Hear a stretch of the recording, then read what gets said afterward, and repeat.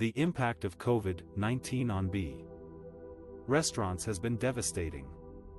According to a survey by Restaurants Canada, 10% of the country's restaurants have already closed for good, and another 18% are at risk of going under by the end of April.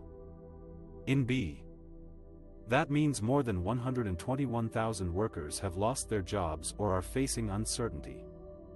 The pandemic has forced restaurants to cease dine-in service and rely on takeout or delivery, which often does not generate enough revenue to cover the bills. Many restaurants are struggling to pay rent, utilities, taxes, and suppliers, while also dealing with labor shortages and inflation. Some have had to close their second locations or reduce their hours of operation. The restaurant industry is a vital part of B's economy, contributing more than $13 billion in annual revenue and employing more than 180,000 people. It is also a source of social and cultural diversity, offering a variety of cuisines and experiences to customers. The loss of restaurants would have a negative impact on the quality of life and well-being of many communities.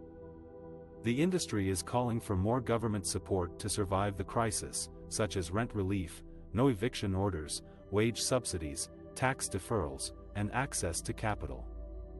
They are also hoping for a clear and safe plan to reopen dining rooms when the public health situation allows. Without these measures, many restaurants may not be able to recover from the pandemic and may close permanently. The challenges of repaying the CEBA loan by the end of 2023, and the risk of bankruptcy for many restaurants. The Canada Emergency Business Account (CEBA) program was a lifeline for many small businesses and non-profit organizations during the COVID-19 pandemic.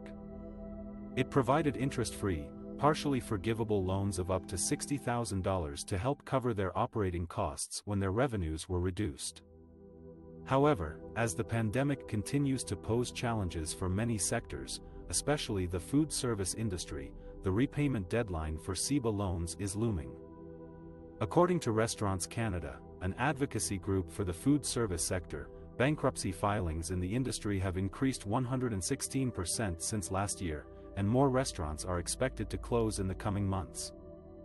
Nearly 20% of restaurants that haven't repaid CEBA yet won't be able to do so partially or at all.